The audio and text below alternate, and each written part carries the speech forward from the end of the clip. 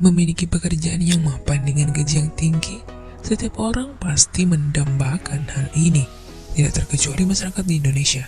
Tinggi rendahnya gaji seseorang biasanya ditentukan oleh jenis profesi yang diambilnya dan jumlah pengalaman yang dimiliki. Di Indonesia sendiri ada 10 jenis profesi yang memiliki rata-rata gaji tertinggi. Berikut daftarnya untuk profesi dengan gaji tertinggi. Tapi sebelum kami lanjutkan informasi ini, jangan lupa like dan subscribe channel ini agar selalu mendapatkan video terupdate dan tentunya memberi wawasan baru untuk kita semua. Pilot pesawat komersial. Menjadi seorang pilot memang tidaklah mudah. Sekolah penerbangan yang mahal dan tuntutan akan jam terbang yang tinggilah yang membuat seorang pilot pesawat komersial bergaji tinggi. Berdasarkan survei gaji pokok pilot di tahun 2017, maskapai Air Asia menggaji pilotnya dengan rata-rata 47,5 juta per bulan. Sementara maskapai pelat merah yakni Garuda Indonesia membayar jasa para pilot dengan gaji 36 juta per bulan. Kemudian Lion Air Nets sebesar 10 juta. Di samping maskapai komersial, Pelita Air Service, perusahaan yang melayani charteran pesawat dan helikopter, menggaji pilotnya sebesar 25,5 juta rupiah. Ahli teknik perminyakan. Sudah menjadi rahasia umum bahwa gaji para staf perusahaan minyak memiliki rata-rata yang cukup tinggi di Indonesia, sehingga banyak orang memimpikan untuk bekerja di perusahaan minyak. PT Pertamina sebagai perusahaan minyak nasional memberikan rata-rata gaji untuk fresh graduate minimal 8 juta rupiah hingga 15 juta rupiah per bulan. Apalagi jika bekerja di perusahaan minyak internasional seperti Chevron, seorang fresh graduate bergajinya bisa mencapai 15 juta per bulan. Sementara di Total Oil Indonesia, fresh graduate digaji sekitar 12 juta per bulan. Untuk level menengah dan senior dalam sebulan mengantongi penghasilan 70 juta hingga 100 juta rupiah. Sebenarnya di Indonesia sendiri, gaji seorang ahli perminyakan termasuk yang paling kecil dibandingkan dengan negara lain seperti Malaysia yang menggaji ahli perminyakan mereka hingga 500 juta rupiah. Human Resources Manager. Pada tahun 2017, seorang manajer HRD Human Resources Department memiliki penghasilan di atas 30 juta rupiah. Berdasarkan data dari JobLike, beberapa perusahaan menggaji HRD manajer dengan angka yang fantastis. Misalnya saja di Kalbe Farma, gaji HRD manajer berkisar 32,5 juta rupiah, sementara di PT Indofood gajinya adalah 55 juta rupiah setiap bulannya. Angka tersebut sebanding dengan beban kerjanya, karena ia bertugas mengepalai sebuah departemen yang fungsinya merekrut dan memberdayakan sumber daya manusia terbaik demi kelangsungan perusahaan. Dokter spesialis. Gaji sebagai seorang dokter spesialis di Indonesia memang tidak memiliki standar yang sama, apalagi jika membandingkan dokter spesialis yang praktek di rumah sakit pemerintahan dengan rumah sakit swasta. Seorang dokter spesialis di rumah sakit pemerintah rata-rata hanya mendapatkan gaji sebesar 10 juta per bulan.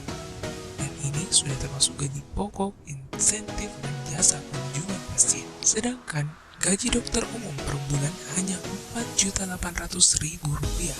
Berbeda dengan dokter spesialis di rumah sakit swasta yang gajinya bisa mencapai minimal 50 juta per bulannya. Ahli pertambangan.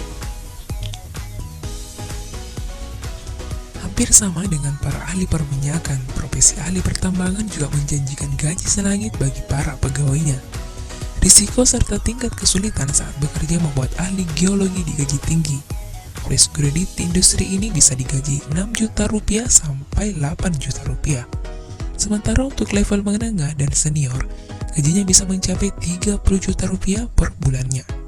Hal ini wajar karena untuk menjadi seorang ahli geologi yang cakap di bidangnya, dibutuhkan pendidikan dan pengalaman yang cukup lama. Ahli teknik informatika. Dengan kecanggihan teknologi dan dunia digital yang semakin berkembang di Indonesia zaman ini, maka akan semakin banyak dibutuhkan sumber daya manusia dan tenaga ahli yang andal. Seorang country manager dalam industri teknik informatika rata-rata bisa mengantongi pendapatan sekitar 125 juta rupiah sampai 250 juta rupiah per bulannya.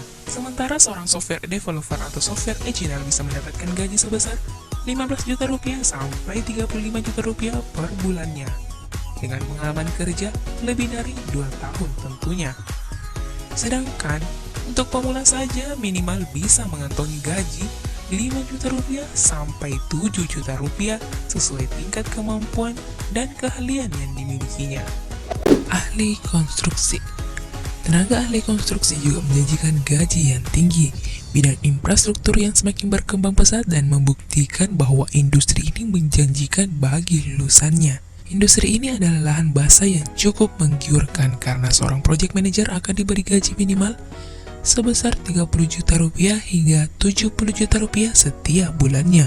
Tentunya seorang project manager mengemban tugas berat karena harus memiliki kemampuan membuat tim proyek agar tetap solid, serta mampu memonitor dan mengontrol budget. Untuk Provinsi DKI Jakarta saja, berdasarkan surat edaran Menteri Pekerjaan Umum Indonesia pada bulan Maret 2013, ahli konstruksi dengan pendidikan S1 tanpa pengalaman bisa mendapat gaji sebesar 20 juta rupiah. Sedangkan untuk ahli konstruksi dengan latar belakang pendidikan S3 yang memiliki pengalaman lebih dari 10 tahun bisa mencapai lebih dari 60 juta rupiah per bulannya. Manajer pemasaran. Menjadi seorang manajer pemasaran merupakan sebuah profesi yang vital. Kenapa? Karena manajer pemasaran bertanggung jawab untuk mengelola sistem pemasaran meliputi strategi dan analisis pasar. Untuk itu, berdasarkan survei dari Kelly Service, rata-rata seorang manajer pemasaran mendapatkan gaji sebesar 60 juta rupiah per bulannya. Direktur keuangan. Bekerja di industri keuangan bisa mengantongi pendapatan yang fantastis loh. Penghasilan dan risiko tugas yang diemban memang sepadan karena butuh individu yang jujur, tekun, dan teliti. Maka dari itu, direktur keuangan di Indonesia akan memperoleh gaji berkisar 300 juta per bulannya. Sementara pada posisi general manager setidaknya memperoleh penghasilan sebesar 60 juta rupiah sampai 80 juta rupiah per bulannya. Chief Executive Officer. Ini merupakan jabatan tertinggi dalam sebuah pejabat korporat eksekutif. Dan posisi ini umumnya ditunjuk oleh Dewan Direksi sebuah perusahaan. Rata-rata seorang CEO di Indonesia bisa mendapat gaji sebesar 1 miliar per tahunnya. Ini pun termasuk yang paling kecil jika dibandingkan dengan CEO dari perusahaan asing. Sebagai tambahan, salah satu profesi yang lainnya yang memiliki gaji tinggi di Indonesia tidak lain adalah anggota DPR. Anggota DPR di Indonesia gajinya bisa dibilang relatif tinggi, bahkan mendapat peringkat keempat terbesar di dunia.